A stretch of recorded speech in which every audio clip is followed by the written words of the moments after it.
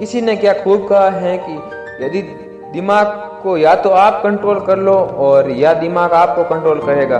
सब कुछ आप पर ही डिपेंड करता है। नमस्ते दोस्तों, मेरा नाम है JRP और मोटिवेशन सिनेमा चैनल में आपका हार्दिक स्वागत है।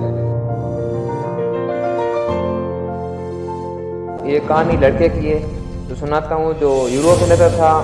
वह अपने गांव से आकर शहर में पढ़ाई कर रहा था और वह कॉलेज की पढ़ाई कर रहा था। और जिस मकान में रहता था उस मकान का मालिक कुछ सामान लेकर लोगों को पैसे देता था और वह चीज़ें गिरवी रखता था। और वह अक्सर जगह कहता था कि गरीब लोग आते थे, सामान गिरवी रखते और वह साहूकार जो घर का मालिक था वह उसे पैसे देता था, लेकिन वह लोग वापस पैसे नहीं चुका पाते थे। तब वह और लूटता, उन्हें और प्रताड़ित करता था। वह लोग परेशान होने लगते। वह कहते थे कर्जा माफ़ कर दो, लेकिन कर्जा बढ़ाता ही जाता था।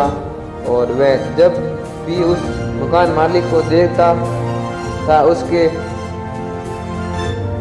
बेचारा को देखता था, उसको बहुत गुस्सा आता था और वह सोचता था गरीब लोग हैं, माफ़ क्यों नहीं कर देता कर्जा। ये सब सोचने लगता था और वह रोज सोचता था इसका तो गला क्यों ना दबा दूं। एक दिन उसके घर से पैसे आने बंद हो गए और घर पर बातचीत भी नहीं कर पा रहा था कि आखिर बात क्या हुई है। फिर एक दिन चिट्ठी आती है कि उसकी माताजी की तबीयत खराब है और पैसे नहीं भेज पाएंगे। ये वापस अपने घर जाना चाहता था, लेकिन इनके पास पैसे खत्म हो चुके थे। मजबूरन उसे अपने मकान मालिक के पास जाना पड़ा और उस साहूकार के पास जाता है और उसने सोचा कि क्या मैं उनके पास क्या गिरवी रखूं। और उसने अपनी घड़ी उनको दे दी और दिन ढलने को था और साहूकार अपने आंगन में बैठा हुआ था। और उसने जाकर घड़ी दी और जाकर कहा मुझे पैसे चाहिए।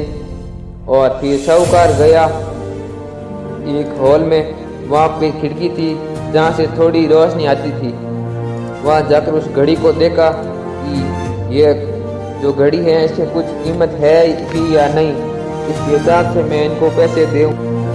और ये लड़का अपनी सीट से उठकर उसने सीधा अपने हाथों को उस साहूकार के गले तक ले गया और गले से ले जाकर उसे दबाता चला गया। और गला इतनी जोर से दबाया कि उस साहूकार के नाक से खून बहने लगा और साहूकार वहीं मर गया।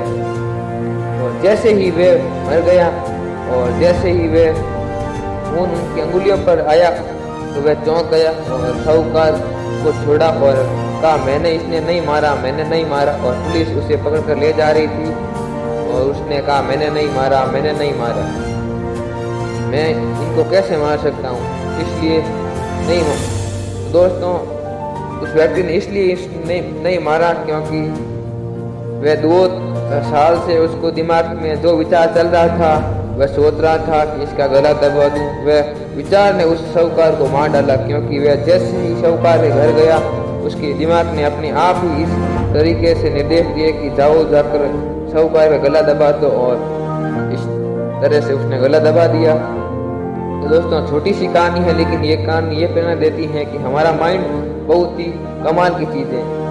या तो आप इसे कंट्रोल करो या फिर आपको ये कंट्रोल करेगा।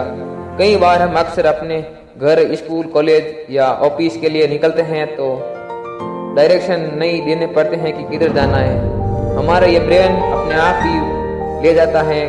कई बार आप सोच रहे होते हैं कि वहाँ जाना है और रास्ते में जाते हो और गाड़ी को किधर मोड़ना है ये भी आप नहीं सोचते हो, लेकिन गाड़ी अपने आप मुड़ जाती है। ये अपने आप किस प्रकार से मुड़ जाती है, ये हमारे सब ब्रेन की ही कमाल की बात है। दोस्तों, ये थी हमारी छोटी कहानी। ये हमें यही सिखाती है कि आज हम क्या सोच रहे हैं, आप अच्छा सोचना शुरू कर दीजिए, आपके साथ अच्छा ही होगा। दोस्तों, मिलते हैं हम अगली कहानी में, तब तक के लिए शुक्रिया। मैं लड़ाई लड़ रहा हूं आपके लिए।